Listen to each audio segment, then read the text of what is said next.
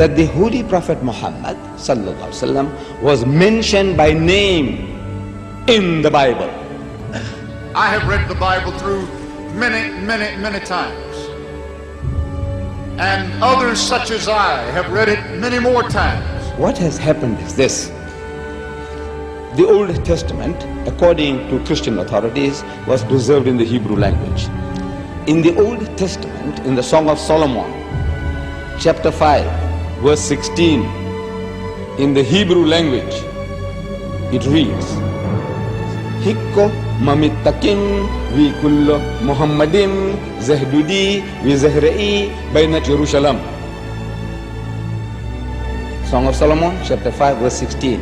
The word Muhammadim is Muhammad, im, I-M-im. Im is a plural of respect in Hebrew. You see the first verse of the Bible, book of Genesis, chapter 1, verse 1.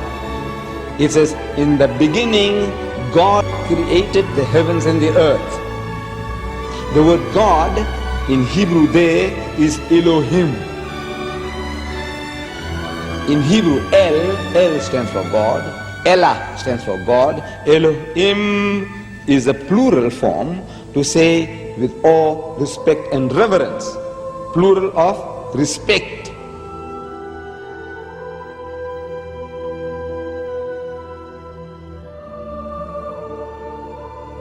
The word is there in the Hebrew language. In the original, what they call original, it's there. But they have translated that in English as altogether lovely. So this beloved of mine is altogether lovely, says Solomon. You can't associate with the word Muhammad. You read it 1,000 times, altogether lovely, altogether lovely. Or let's say in another language, the praised one, the praised one. Muhammad means the praised one. But he said the praised one, the praised one. You can't think that he's talking about Muhammad, though Muhammad means the praised one. You have no right to translate names of people.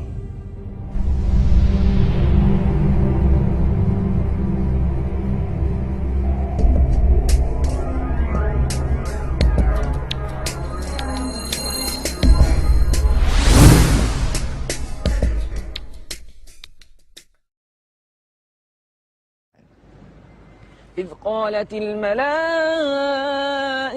يا مريم إن الله يبشرك بكلمة منه اسمه المسيح عيسى بن مريم. The story of Jesus' birth is narrated in vivid detail in the Quran. As in the Bible, an angel tells Mary she is pregnant despite being a virgin. But the story of what follows then changes completely. In the Bible, Mary's role is limited to the passive mother of Christ. The Quran gives accounts of her ancestry, her birth, her childhood in the Temple of Solomon, and as mother of Jesus. She's the only woman mentioned by name in the Quran.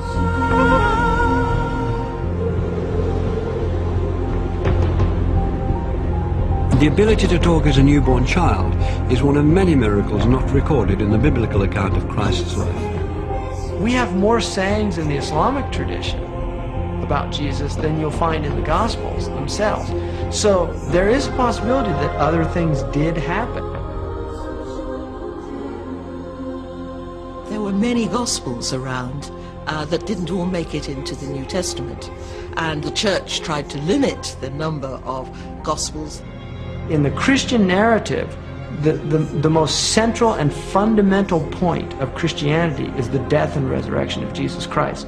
Well, Islam basically denies that.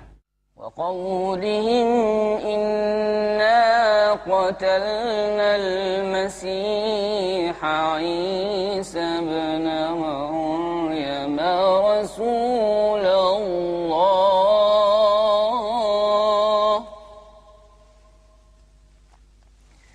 وما قتلوه وما صلبوه ولكن شبه لهم. To find the story of Christ's crucifixion and resurrection being changed is too much for some Christians. J. Smith is an evangelical Christian who spent 25 years studying Islam.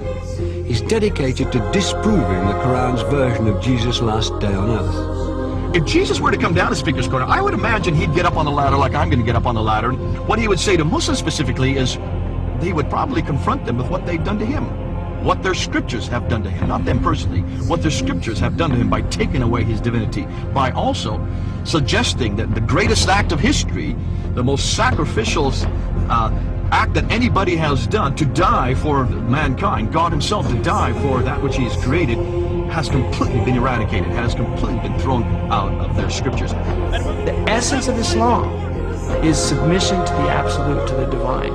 And that's where salvation lies, in submission to the divine, or at least a recognition of the divine. In Christianity, salvation lies through the acceptance of the blood of the Lamb.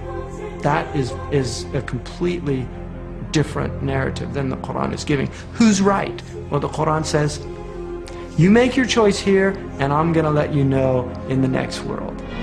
In the Quran it says that on the Day of Judgment, God will actually ask Jesus Christ, did you tell the people that you were God? And Jesus says, you know what I said, you see everything I say and do. I would never say that. Glory to you, transcendent are you. I would never say that. I have no right to say that.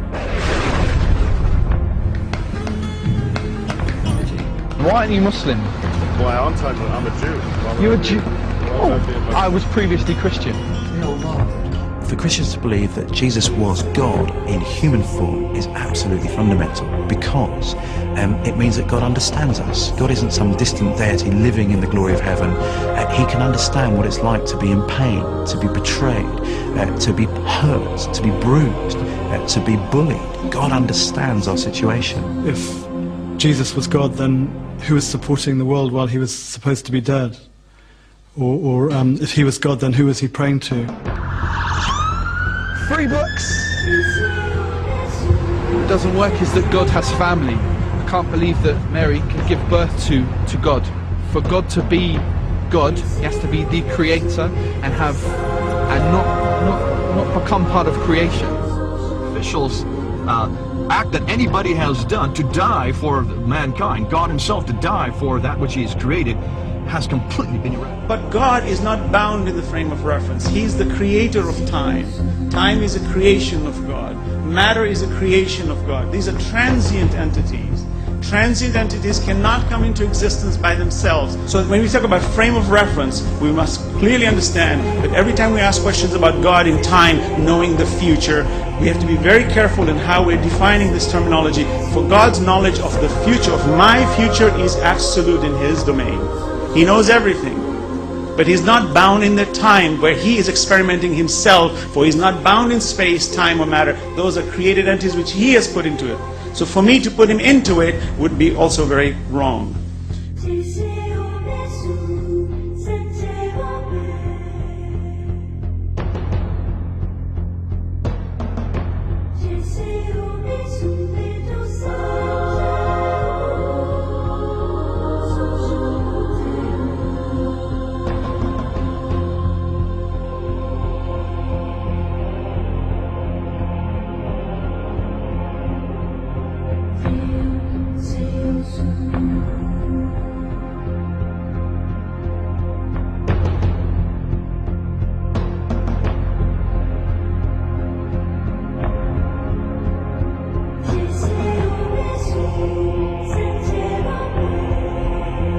Prophet Adam was created from no female and no male. Eve was created from one male and no female. Jesus was created from one female and no male.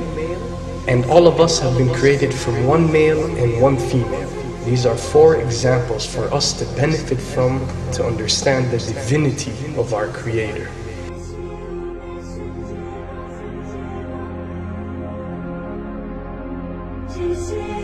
Then there is no difference that cannot be overcome between Christianity and Islam.